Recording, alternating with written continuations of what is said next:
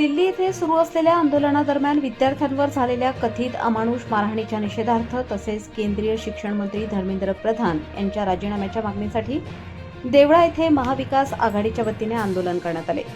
या आंदोलनात शिवसेना उद्धव बाळासाहेब ठाकरे गटाचे तालुकाध्यक्ष प्रशांत शेवाळे, काँग्रेस तालुकाध्यक्ष दिनकर निकम, राष्ट्रवादी काँग्रेस शरद पवार गटाचे तालुकाध्यक्ष पंडित निकम, सुनील आहेर, दिलीप पाटील यांच्यासह तालुक्यातील महाविकास आघाडीचे पदाधिकारी, कार्यकर्ते तसेच मोठ्या संख्येने विद्यार्थी व विद्यार्थिनी सहभागी झाले होते।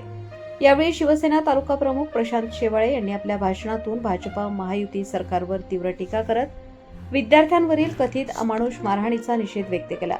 विद्यार्थ्यांच्या न्याय मागण्यांकडे दुर्लक्ष करून त्यांच्यावर बळाचा वापर करणे लोकशाही मूल्यांना धरून नसल्याचे त्यांनी सांगितले। आंदोलनाच्या शेवटी देवळा पोलीस ठाण्याचे पोलीस निरीक्षक सार्थक नेहते यांना निवेदन सादर करण्यात आले। यावेळी विद्यार्थ्यांवरील कारवाईची सखोल चौकशी करून दोषींवर कठोर कारवाई करावी तसेच केंद्रीय शिक्षण मंत्री धर्मेंद्र प्रधान यांनी नैतिक जबाबदारी स्वीकारून राजीनामा द्यावा अशी मागणी आंदोलनकर्त्यांनी केली।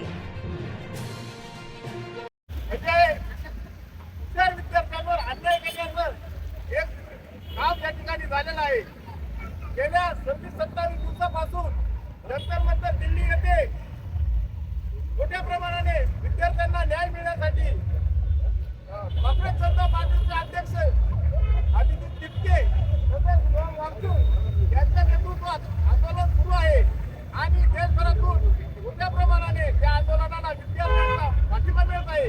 20 तारखेला देशभरातून विद्यार्थी त्या मैदानावर गेले असता या भाजपा महायुती सरकारच्या आदेशाने दिल्ली पोलिसांनी विद्यार्थिनींवर अमानुषपणे मारहाण केली।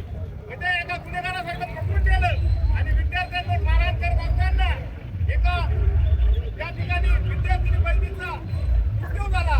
म्हणजे अशा प्रकारे ज्या प्रकारे झालेला हत्याकांड झाला त्या प्रकारच्या गोष्टी हे सरकार करत आहे।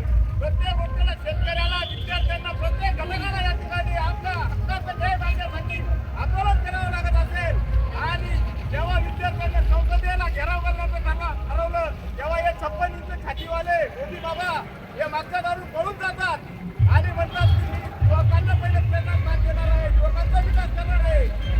गेल्या 10-12 वर्षात 50 टाईम 52 टाईम पेपर फुटी झाली।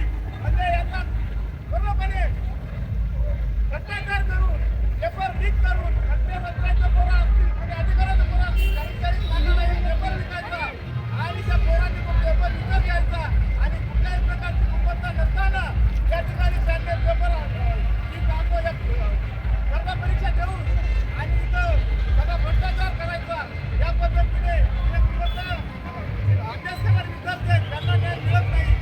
बऱ्याच 22 पोरांनी त्या ठिकाणी नीटचा पेपर लीक झाल्यामुळे त्यांना परीक्षेत यश न मिळाल्यामुळे त्यांनी आत्महत्या केली।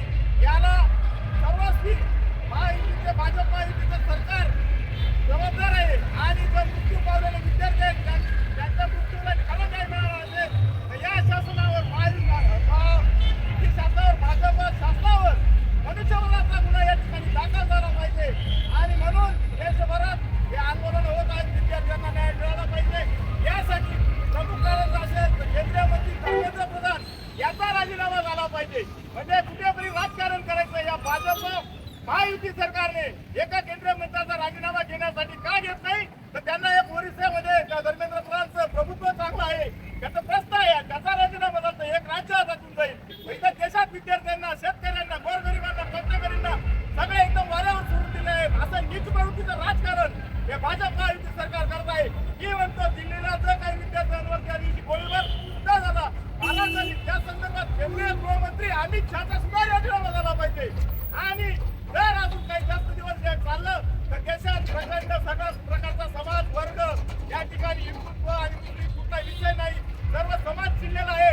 या मोदीला सुद्धा खुर्चीवरून खाली ठेवल्याशिवाय महाविकास आघाडी किंवा जनता ठेवणार नाही आणि त्वरित या धर्मेंद्र प्रधानचा राजीनामा व्हावा यासाठी आम्ही या ठिकाणी छोट्या काय देवळा तालुक्यात शिवसेना तसेच महाविकास आघाडीतर्फे आंदोलन करत आहोत आणि या गोष्टीचा धर्मेंद्र प्रधानचा या भाजप महायुती सरकारचा निषेध करत आहोत।